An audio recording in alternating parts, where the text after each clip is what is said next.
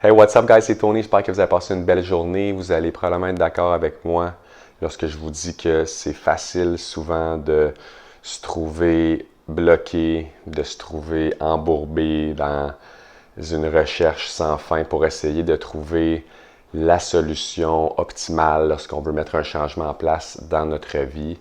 Par exemple, c'est quoi la façon la plus rapide de perdre du poids? C'est quoi le meilleur programme d'entraînement pour gagner de la masse musculaire? C'est quoi la meilleure idée de projet d'entreprise que je pourrais faire en parallèle à mon emploi à temps plein?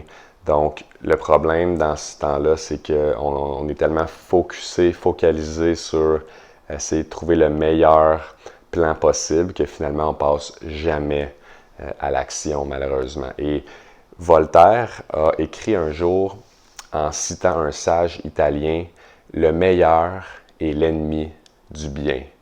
Et ça m'a fait penser, en fait, au parallèle que je voulais faire aujourd'hui entre être en mouvement et passer à l'action.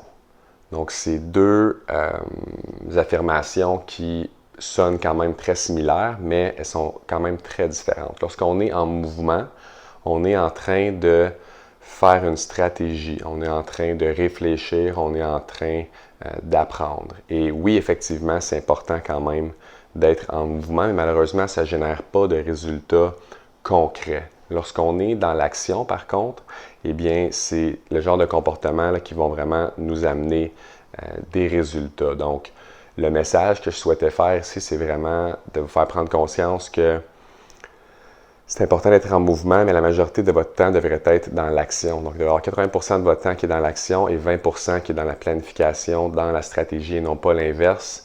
Parce que sinon, il n'y a rien qui avance. On reste avec nos idées, on reste avec nos envies, nos désirs, nos rêves, mais finalement, on est pris dans ce mouvement-là. On fait quand même des choses, fait qu'on a l'impression que ça avance, mais on n'est pas vraiment dans l'action concrète, on n'est pas en train de passer à l'action.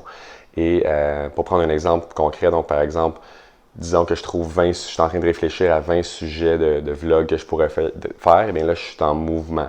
Par contre, si je prends un dimanche après-midi pour filmer 5, 10 capsules, mais là, je suis dans l'action. J'ai vraiment du concret, les choses avancent, mon projet avance, ça reste pas juste des idées écrites sur un bout de papier. Donc, gardez ça en tête, guys, c'est important d'être en mouvement, mais le 20% de votre temps, et l'important, c'est d'être dans l'action. Même si c'est une action imparfaite, lancez-vous et c'est là que vous allez avoir des résultats et vous allez pouvoir vous ajuster en conséquence. Alors, gardez ça en tête, mes chers amis. Je vous souhaite une excellente fin de journée et je vous retrouve demain.